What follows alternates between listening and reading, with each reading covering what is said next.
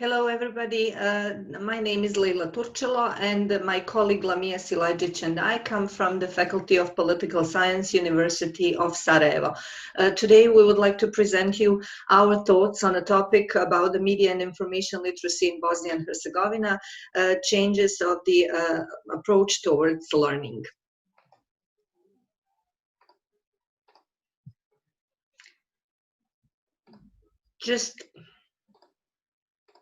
Just briefly to, first of all, say a few words about how media and information literacy we see in the whole agenda of teaching in Bosnia and Herzegovina.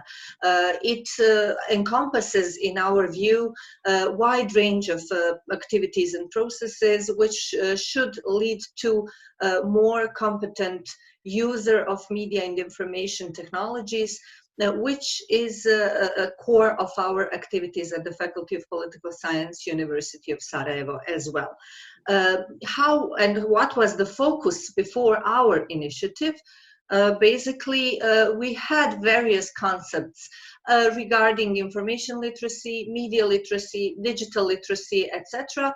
And all these concepts were used from case to case, depending on different projects and initiatives, activities that were held by mainly different efforts of international organizations, NGO sector, academia as well.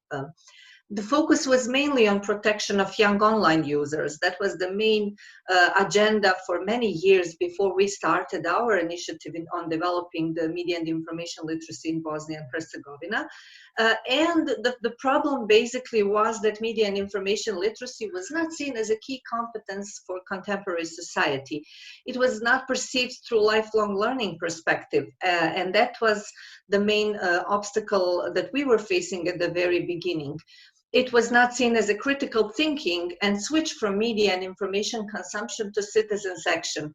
It was sort of a buzzword introduced by the international stakeholders present in Southeastern Europe that was somehow adopted by many actors who used to do different activities but sort of separately.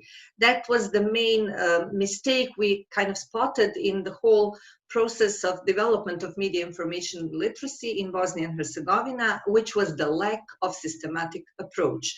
And precisely this lack of systematic approach was something that we were trying to solve as a problem of Bosnia and Herzegovina in the whole time before we started.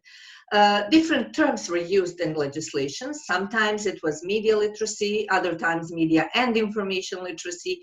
Then again, only the term information literacy, not very strict, not very well defined, and very often discussed mainly through the prism of introducing one course in formal education. So that was the main focus some 5 years ago. Let us introduce one course in formal education, started from the early age, and that course should help students to develop their skills in media and information literacy.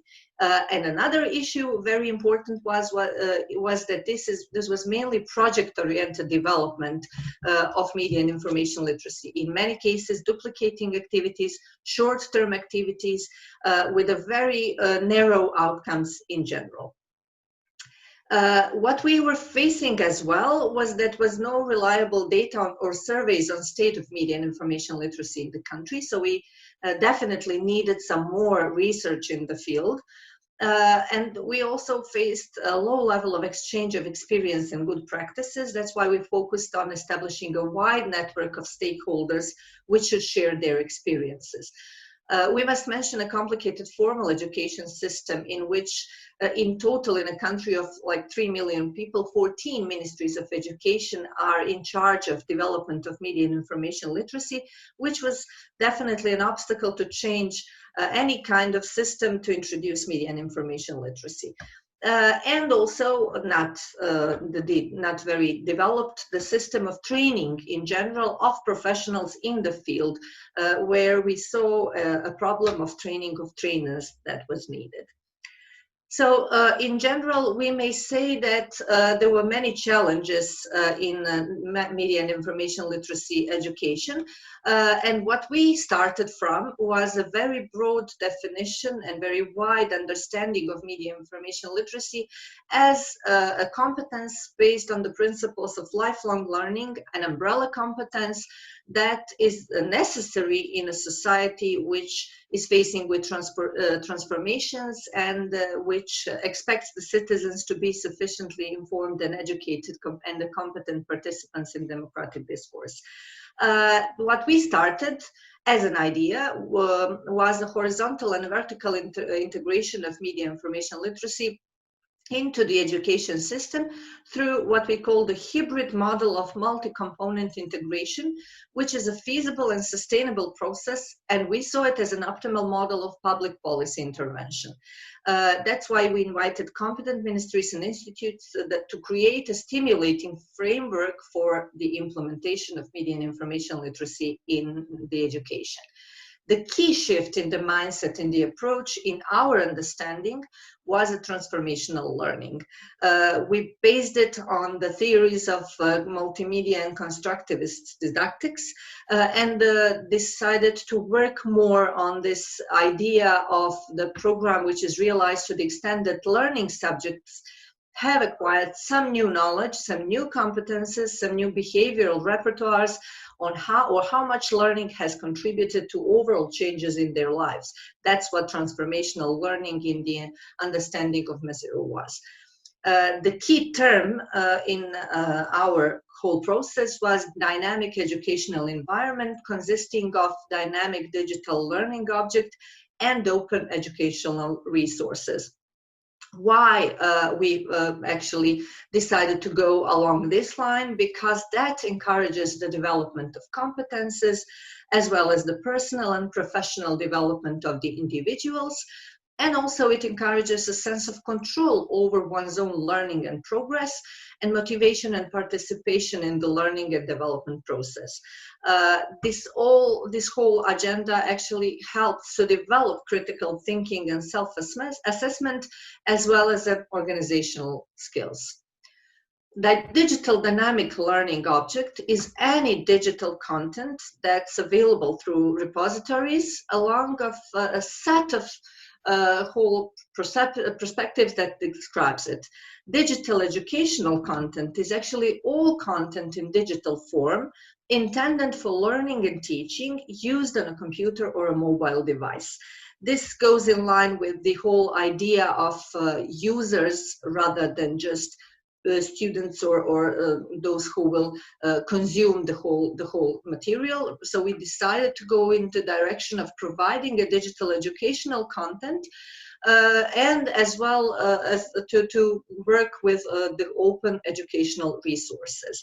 These open educational resources actually go with open access, which is free and uninterrupted online access to all digital information that allows consumption of information and data and knowledge, acquiring knowledge in different forms, including readings, storing, distributing, searching, retrieving, indexing, and other lawful use. We establish repositories and open educational contents that contribute to the improvement of the quality of the educational process and provides equal conditions for everybody. This open educational content and open access contributes to the universal accessibility of education. It helps democratize the education as such, enables free access to all educational materials, which is very important for those who will consume it.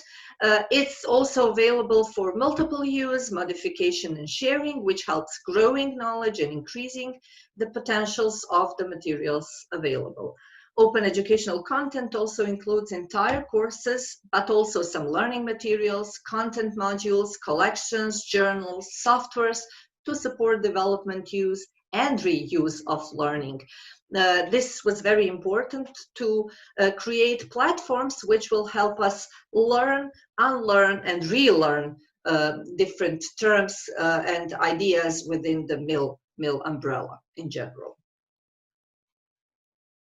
In general, this goes in line with reconceptualization of teaching media and information literacy, which we saw as a form of social practice in terms of community building, not an autonomous skill. This also helps us develop a partnership, strategic partnership within all the stakeholders. And for this type of learning, for example, schools, librarians are key partners for teachers. That was the shift we also tried to make to develop more interprofessional cooperation, which goes in line with the idea of partnership, which is professional and institutional. The general idea is that teachers and the librarians together stimulate students' interests in knowledge and the use of library resources and other resources in teaching. Thank you, Professor Lejla. Establishing a collaborative research community of students, teachers, and librarians is something that we want to do because we want to use a methodology of guided inquiry design that is based on an innovative team approach to the research process. And that research process encourages and develops pedagogical practices and learning autonomy. The main reason why we want to take on this guided inquiry design is because that research learning process, which is guided, presupposes teamwork to support students in using a wide range of information resources to in-depth understand those resources and to share personal perspective on the research problem. That third space, as we see it, is a learning-centered space, and that is also intersection of students' knowledge and experience that is first space, or student-centered, and curriculum goals, or second space, teacher-centered. This methodology of guided inquiry design supports the processes of developing media and information literacy competencies, and that's why we see it as a good chance to improve media and information literacy in students. It is also important to understand that there are some obligations in the EU integration process, and those are 5 steps that are necessary and what we actually do now. First step is to confirm the principles for starting strategic design. Second step is define the process of development and coordination. Third step is design models for harmonization in the formal sector. That is what we all have already done. And fourth is design frameworks for non-formal and lifelong learning, and also involve other actors such as CSOs or other public institutions. Council of Europe principles are something that is expected from the Bosnia and Herzegovina. For example, adoption of an appropriate legal provision, adoption of a coordinated national media literacy policy, and implementation of it through multi-annual plans involving a wide range of participants, including media literacy in school curricula at all levels and in lifelong learning cycles. We need to encourage the media to promote media literacy through their policies, strategies, and activities. The role of media and journalists is very important in this process.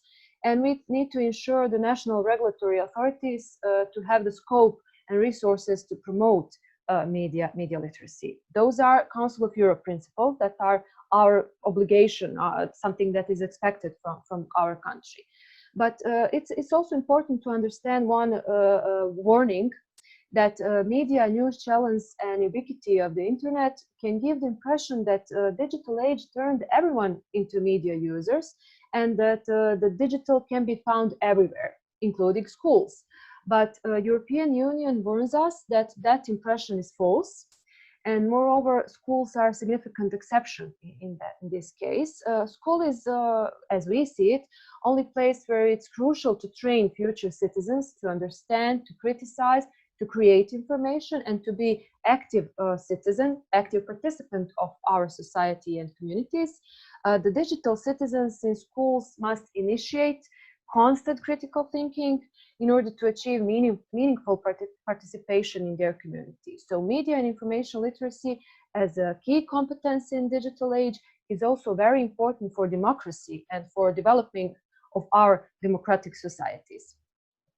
It is also important that countries that are in EU integration process cooperate with other multilateral forums, what Bosnia and Herzegovina is already cooperating, for example, Council of Europe, UNESCO, OECD, and take their work into account, because these challenges that are facing countries go beyond borderlines, and they affect countries both inside and outside the European Union.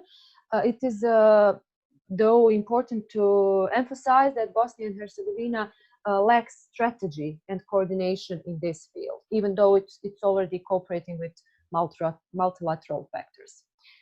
Countries in the process of negotiations should develop policies and strategies which address the following: continuous curriculum reform, new forms of teaching and assessment techniques, teacher and librarian development, or how we see teacher and librarian partnership, school-focused reforms, education for sustainable development, and improved academic research.